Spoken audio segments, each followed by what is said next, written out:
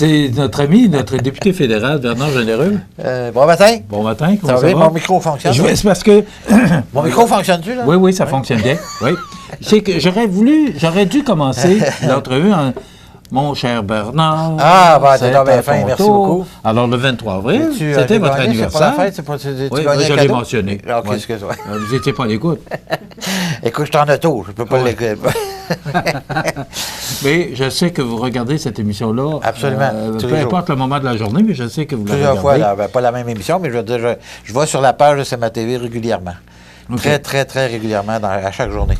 OK. Alors ça, c'est...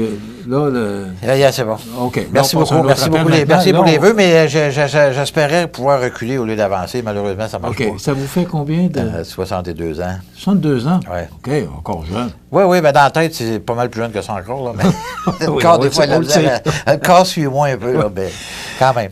Bon, maintenant, là, on va toucher des sujets un petit peu plus sérieux. Oui.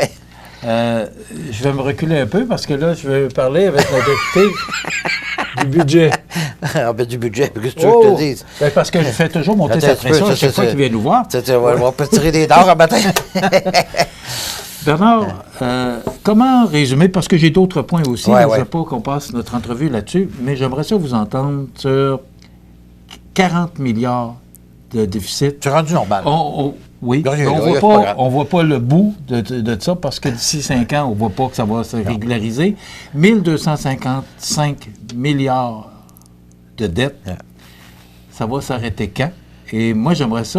Ça va s'arrêter quand les conservateurs. là. Ça va Bon, s'arrêter parce quand les conservateurs oui, vont parce prendre qu'il le reste pouvoir. encore 2 ans, là, dans les prochaines élections. Ben non, 1 an et demi. Attends un peu, là. Il reste 553 jours pour être exact. À moins que M. Singh... On les compte. À moins que M. Singh... Oui, mais non, décide M. autrement, Trudeau je pense décide pas. de s'en aller parce que dans les dernières semaines, tu as vu, par rapport au budget, là, ils ont effeuillé le budget, essentiellement le contenu du budget, toutes les annonces ont été faites les 3 semaines avant le budget. Et leur stratégie, qui n'était pas mauvaise en soi, parce que tout le monde, on s'est toujours dit, même chez nous, on s'est dit, pourquoi garde-t-on parce que c'était comme extrêmement confidentiel avant, on ne pouvait pas parler du budget, les journalistes ne pouvaient pas en parler, etc., même les ministres.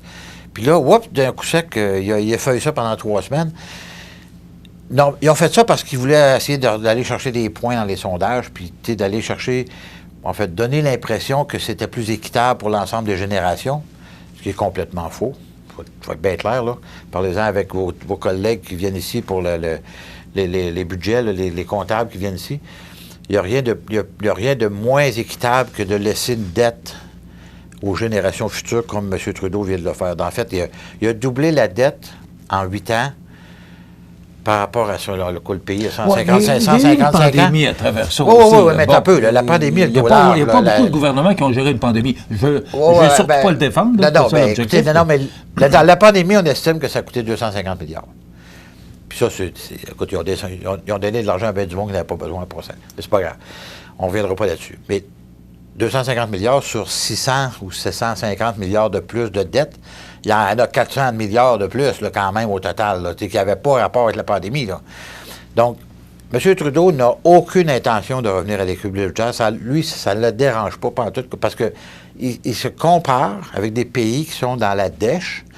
Et alors, il se dit, on est bien meilleur qu'eux autres.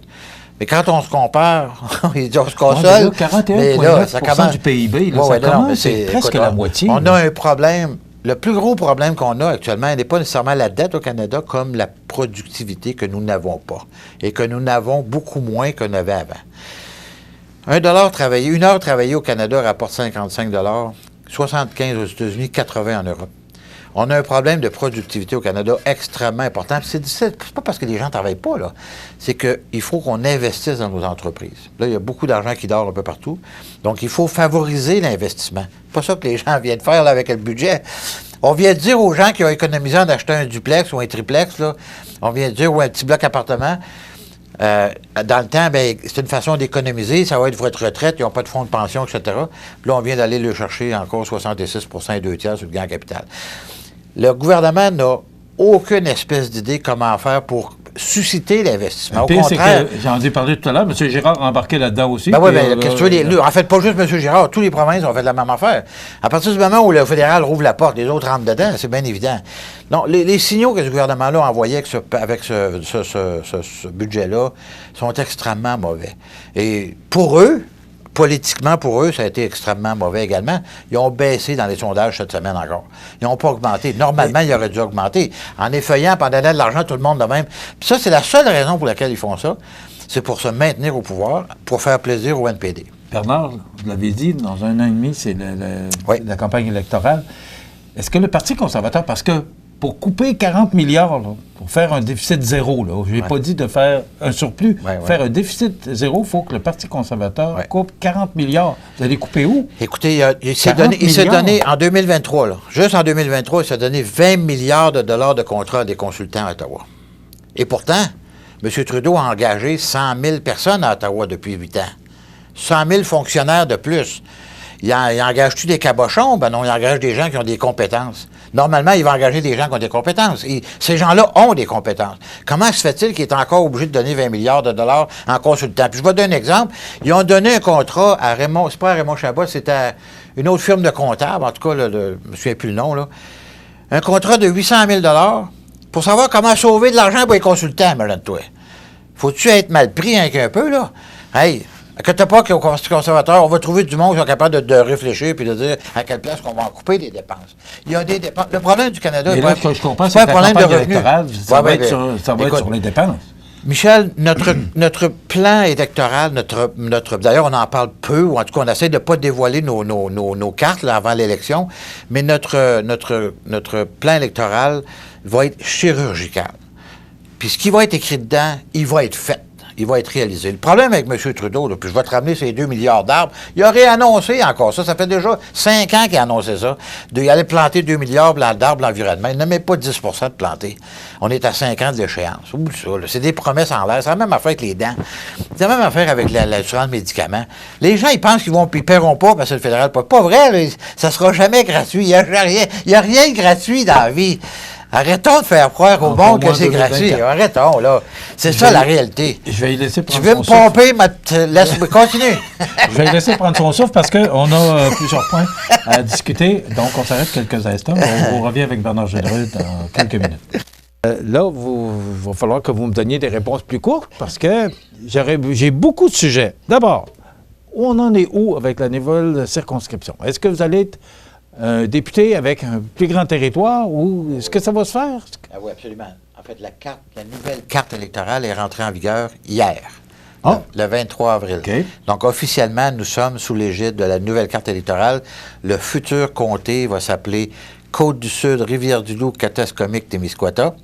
Au lieu de Montmagny, Lillec, Kamouraska, Rivière-du-Loup, il va compter 5 MRC, incluant celle de Témiscouata, en plus de celle de Montmagny, Lillec, Kamouraska, Rivière-du-Loup.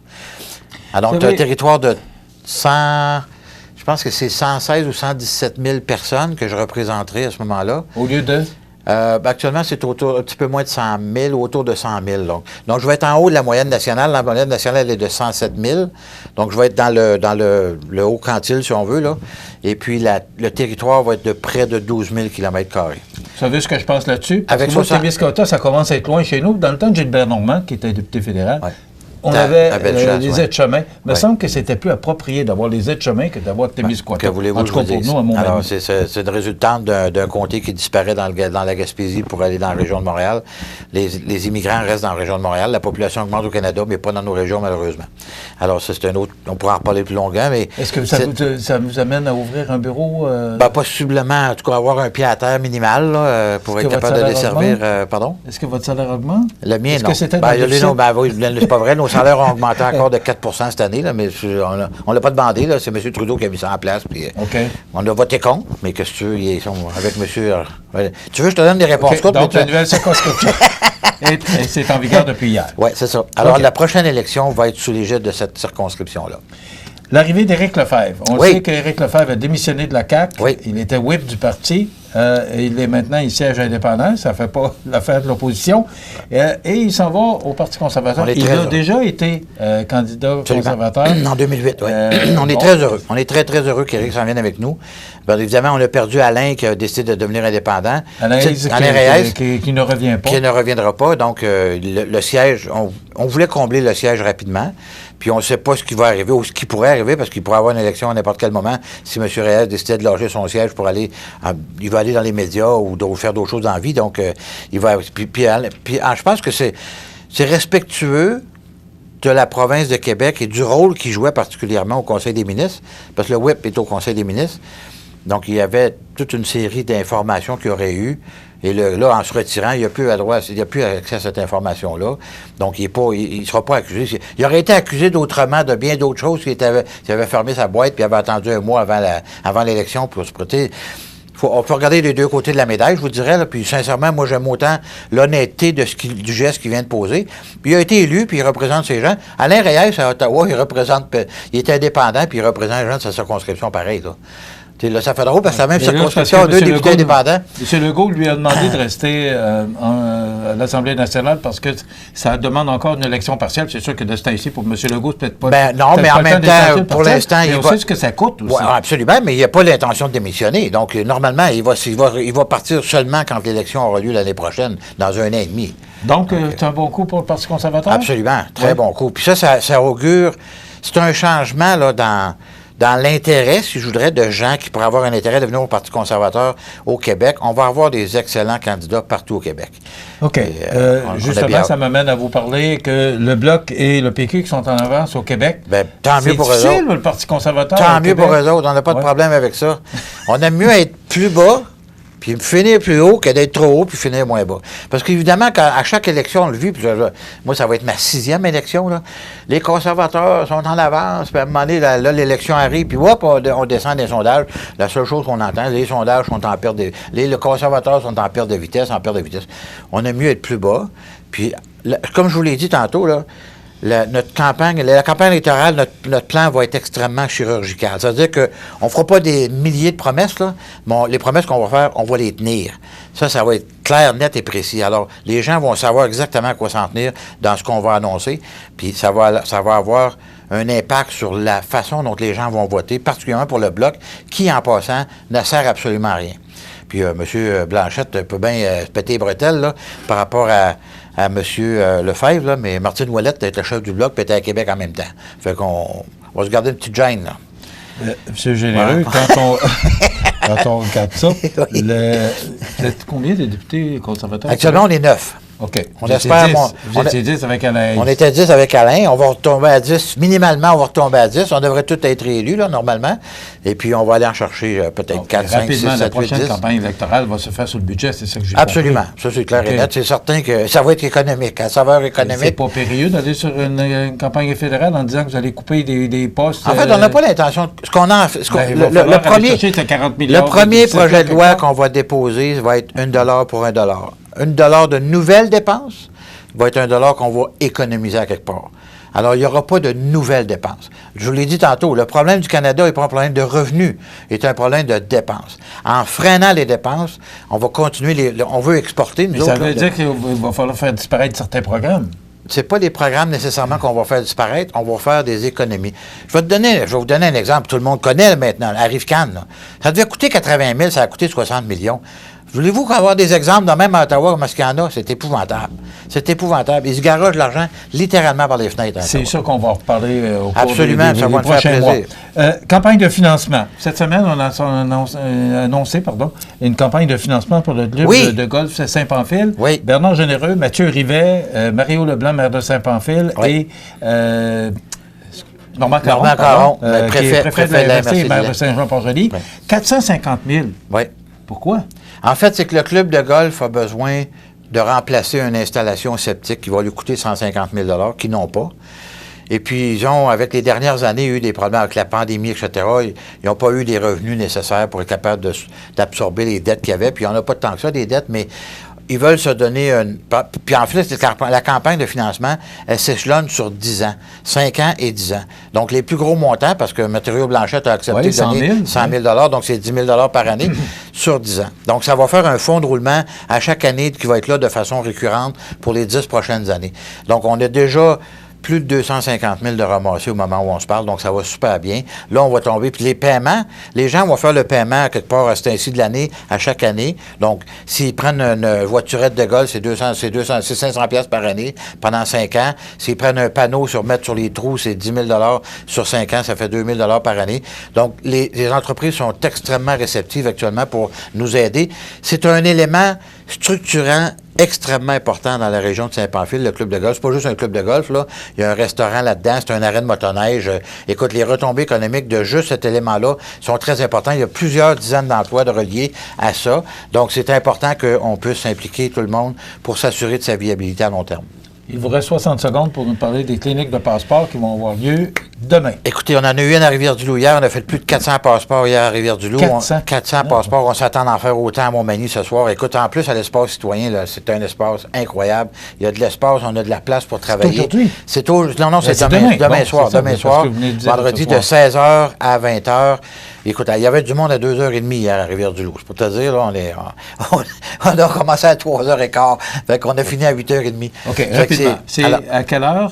C'est de 16h à 20h. OK, il faut apporter des, documents. Oui, j'invite les gens à aller sur mon site web, bernardgenereux.ca. Ils vont trouver toute l'information de ce que ça prend exactement. De témoins pour, aussi. Oui, c'est ça, exactement. Les répondants, tout ça. Donc, c'est plus, ça va être trop long. Tu me dis d'être court dans mes réponses. bernardgenereux.ca. ça va être plus facile d'aller trouver l'information là parce que je suis même pas bon là-dedans. J'arrête pas de le dire au monde. Moi, je connais rien des passeports. C'est toute ma gang de bénévoles avec Annie qui s'occupe de ça, puis ils font un travail extraordinaire. Ça a super bien été encore hier à Rivière-du-Loup.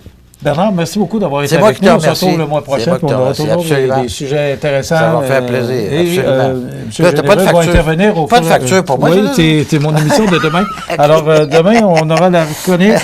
Promutuelle Assurance. Oui. C'est bon, et on reçoit comme invité... M. Vidal. Alors, c'est avec Lola Vidal qui viendra nous parler d'immigration. C'est un échange qui s'est fait avec moi aussi, je vais t'envoyer une facture pour la co-animation. Dans quelques instants, les avis de décès. Je vous souhaite une excellente émission, une excellente journée. À demain. Bonjour tout le monde.